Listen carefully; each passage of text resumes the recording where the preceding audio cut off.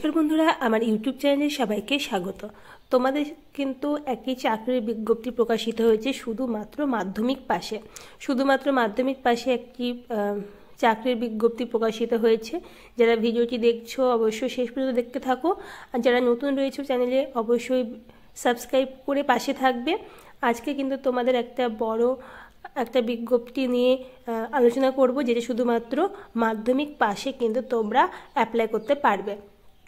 দেখো, তোমাদের কিন্তু যে জিডিএসের ফর্ম ফিল আপ কিন্তু শুরু হয়ে গেল। শুধুমাত্র মাধ্যমিক পাশে তোমরা এই জিডিএসের ফর্ম ফিল আপটি করতে পারবে। ডিপার্টমেন্ট অফ পোস্ট অফিসে যে জিডিএস এর ফর্ম ফিল আপ হয় সেটা তোমরা শুধুমাত্র মাধ্যমিক পাস যোগ্যতায় এই ফর্ম ফিল আপটি করতে পারবে।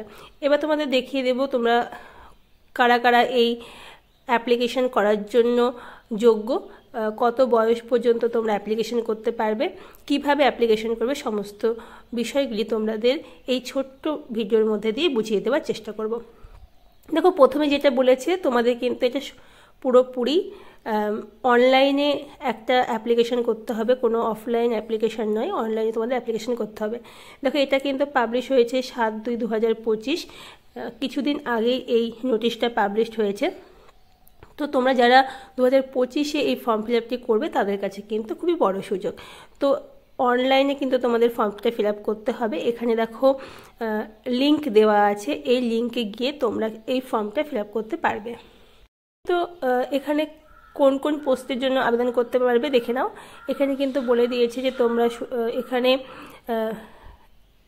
জিডিএসের জন্য ফর্ম ফিল আপ করতে পারবে, তারপরে বিপিএম পোস্টের জন্য ব্রাঞ্চ পোস্টমাস্টার, এখানে গ্রাম ডাক সেবক আর ব্রাঞ্চ পোস্টমাস্টার। তারপর দেখো রয়েছে এবিপিএম মানে অ্যাসিস্ট্যান্ট ব্রাঞ্চ পোস্টমাস্টার, এবিপিএম। এই সমস্ত পোস্টের জন্য তোমরা কিন্তু এলিজিবল। যারা যারা মাধ্যমিক পাস যোগ্যতা রয়েছে তারা কিন্তু ফর্মটা ফিল আপ করতে পারবে। এখানে লিঙ্ক দেওয়া রয়েছে ওয়েবসাইটে, দেখো এখানে লিঙ্ক দেওয়া রয়েছে, এই লিঙ্কে গিয়ে তোমাদের এই ফর্মটা ফিল আপ করতে হবে। এবার তোমরা কতদিন পর্যন্ত এই ফর্ম ফিল আপটি চলবে দেখে নাও। দেখো, এখানে নিচে যদি আমরা যাই, এখানে কিন্তু পরিষ্কারভাবে দেখো এখানে বলা রয়েছে registration and submission of online application. এখানে তোমরা ফর্ম ফিল আপ করতে পারবে 10/2/2025 থেকে 3/3/2025 পর্যন্ত। ফেব্রুয়ারির 10 তারিখ থেকে তোমরা মার্চের 3 তারিখ পর্যন্ত কিন্তু ফর্ম ফিল আপ করতে পারবে। এখানে তোমাদের যদি ফর্ম ফিল আপে কোনো ভুল ভ্রান্তি থেকে থাকে তাহলে কিন্তু এখানে এডিট বা কারেকশনের একটা ডেট দেওয়া রয়েছে। এই কারেকশন ডেটটা এবং এই কারেকশন উইন্ডো ওপেন হবে কিন্তু 6/3/2025 থেকে 8/3/2025। তাহলে তোমরা কবে ফর্ম ফিল আপ করবে বুঝতে পেরে গেলে। 10 তারিখ ফেব্রুয়ারি মাসের 10 তারিখ থেকে কিন্তু মার্চ মাসের 3 তারিখ পর্যন্ত তোমরা ফর্ম ফিল আপ করতে পারবে। আর তোমাদের ফর্মে যদি কোনো ভুল ভ্রান্তি থেকে থাকে তাহলে কিন্তু সেটার কারেকশন করতে পারবে মার্চ মাসের 6 তারিখ থেকে 8 তারিখের মধ্যে। তো এই ছিল অ্যাপ্লিকেশন করার ডেট। এবার তোমাদের বয়স লিমিটটা দেখিয়ে দেবো, কারা কারা তোমরা এই অ্যাপ্লিকেশনটা করতে পারবে, কত বয়স পর্যন্ত। দেখো, একটু নিচে চলে গেলে এখানে একটা বয়সের দেওয়া রয়েছে। এখানে কিন্তু তোমাদের যেই স্যালারির কথা কিন্তু বলা রয়েছে যে এত থেকে এত হতে পারে। দেখো, এখানে বিপিএম এর স্যালারির কথা বলেছে। দেখো, 12 থেকে 29,000 পর্যন্ত, 29,380 টাকা পর্যন্ত। আর এবিপিএম বা ডাক সেবকের জন্য কিন্তু 10,000 থেকে 24,000 পর্যন্ত তোমরা স্যালারি এখানে পেয়ে যাবে। দেখো, তার নিচেই কিন্তু এখানে লেখা রয়েছে এজ লিমিট। তারপরে দেখো এলিজিবল ক্রাইটেরিয়া, এখানে লেখা আছে ফর অল পোস্টেড। তোমরা সমস্ত পোস্টের জন্য কিন্তু তোমরা ফর্ম ফিল আপ করতে পারবে শুধুমাত্র মাধ্যমিক পাশে। দেখো, এখানে এজ লিমিট দেওয়া রয়েছে। এখানে এজ লিমিটে দেখো মিনিমাম এজ রয়েছে 18 বছর এবং ম্যাক্সিমাম এজ রয়েছে 40 বছর।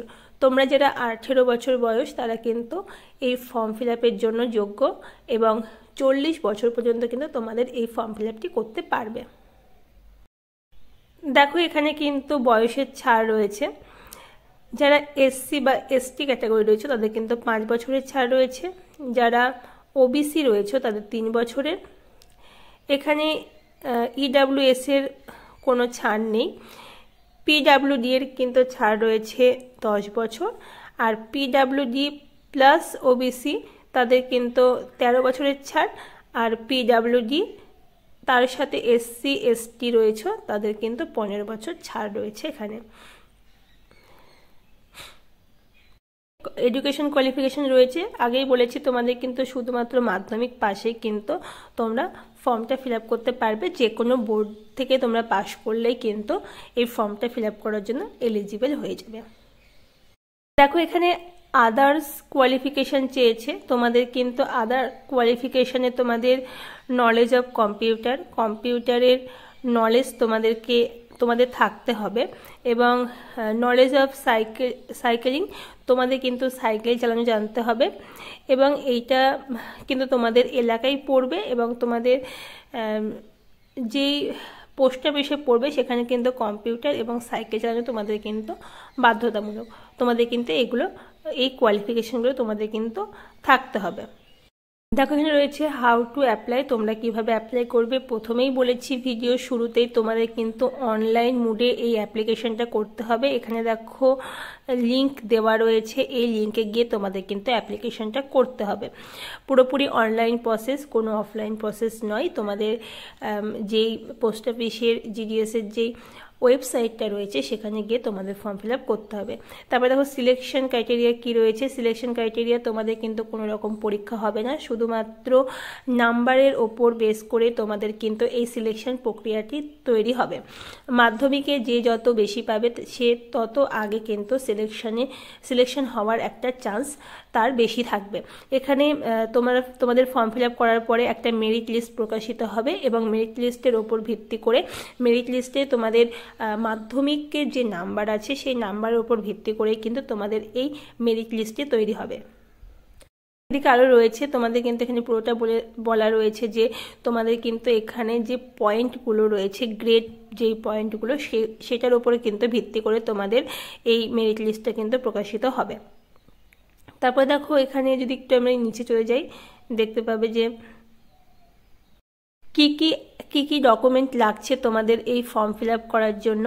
দেখো তোমাদের কিন্তু এই অ্যাপ্লিকেশনটি করার জন্য প্রথমেই যে ডকুমেন্টগুলো লাগছে সেটা হচ্ছে মার্কশিট, অবশ্যই সেটা মাধ্যমিকের মার্কশিট লাগছে। তারপরে হচ্ছে আইডেন্টি প্রুফ, একটা আইডেন্টি প্রুফ লাগছে তোমাদের, সেটা অ্যাডমিট কার্ড হতে পারে মাধ্যমিকের, বা জন্মের সার্টিফিকেট হতে পারে।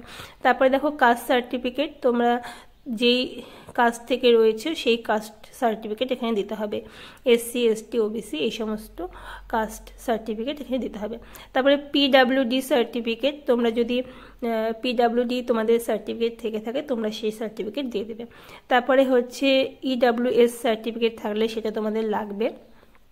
তারপর রয়েছে ট্রান্সজেন্ডার সার্টিফিকেট, তোমাদের মধ্যে যদি কেউ ট্রান্সজেন্ডার হয়ে থাকো তাহলে কিন্তু সেই সার্টিফিকেট লাগবে। তারপরে দেখো রয়েছে ডেট অফ বার্থ প্রুফ, এখানে তোমাদের বার্থ প্রুফের জায়গায় কিন্তু তোমাদের মাধ্যমিকের অ্যাডমিট কার্ড বা জন্মের সার্টিফিকেট দিতে হবে। প্রথমে যেখানে আইডেন্টি প্রুফ বলেছে সেখানে কিন্তু তোমাদের যেই আধার কার্ড বা প্যান কার্ড, ভোটার কার্ড এই সমস্ত ডকুমেন্ট কিন্তু তোমাদের দিতে হবে। আইডেন্টি প্রুফে কিন্তু তোমাদের অ্যাডমিট কার্ড দিতে হবে না, সেটা আমি একটু ভুল বলে ফেলেছি। এখানে কিন্তু আইডেন্টি প্রুফের জায়গায় তোমাদের আধার কার্ড দিতে হবে, আর ডেট অফ বার্থের যে প্রুফটা রয়েছে সেখানে কিন্তু অ্যাডমিট কার্ডের যেটা রয়েছে মাধ্যমিকের অ্যাডমিট কার্ড এবং বার্থ সার্টিফিকেট সেটা কিন্তু তোমাদের দিতে হবে। তারপরে রয়েছে মেডিকেল সার্টিফিকেট, তোমাদের কিন্তু একটা মেডিকেল সার্টিফিকেট দিতে হবে, সেটা যে কোনো দেখো হসপিটাল, তারপরে গভর্নমেন্ট প্রাইমারি হেলথ কেয়ার যে কোনো একটা থেকে কিন্তু তোমাদের একটা মেডিকেল সার্টিফিকেট দিতে হবে। তারপর দেখো রয়েছে সার্টিফিকেট হিসেবে কম্পিউটার সার্টিফিকেট। তোমাদের কিন্তু একটা যে তোমাদের কম্পিউটার নলেজ রয়েছে তার একটা বেসিক কম্পিউটার সার্টিফিকেট কিন্তু তোমাদের এখানে ইমপ্রুভ করতে হবে। এটা ছিল পুরো অ্যাপ্লিকেশন করতে কী কী ডকুমেন্টস লাগবে সেই সমস্ত বিষয়। তো এই ছিল আজকের জিডিএসের ফর্ম ফিল আপের পুরো একটা খুলে বলার চেষ্টা করলাম আমি। প্রথমে তোমরা অনলাইনে অ্যাপ্লিকেশন করবে, করার পর সেটার ডেট রয়েছে কিন্তু 10 ফেব্রুয়ারি থেকে 3 মার্চ পর্যন্ত, এবং এডিটিংয়ের ডেট রয়েছে তোমার 6 থেকে 8 তারিখ পর্যন্ত। যারা যারা ফর্ম ফিল আপের জন্য বসেছিলে যে জিডিএসের ফর্ম ফিল আপ করবে এবং মাধ্যমিকে অনেক ভালো নাম্বার রয়েছে, তাদের কাছে কিন্তু খুবই বড় সুযোগ। তোমরা 18 বছর থেকে 40 বছরের বয়সের মধ্যে কিন্তু ফর্ম ফিল আপ করে নিতে পারবে। তো এই সুযোগ হাতছাড়া না করে অতি শীঘ্রই তোমরা ফর্মটা ফিল আপ করে নাও। এখানে কিন্তু কোনো পরীক্ষা দিতে হবে না, শুধুমাত্র মাধ্যমিক পরীক্ষার নাম্বারের ওপর বেস করে কিন্তু তোমরা এই সিলেকশন প্রসেসটায় যেতে পারবে। তো এই ছিল আজকের ভিডিও। শেষ পর্যন্ত দেখার জন্য সকলকে অসংখ্য ধন্যবাদ। এবং আরও একবার বলবো, তোমরা যারা নতুন রয়েছো অবশ্যই সাবস্ক্রাইব করে বেল আইকনটি ক্লিক করে রাখবে এই সমস্ত জব ইনফরমেশনগুলি সবার আগে পাওয়ার জন্য।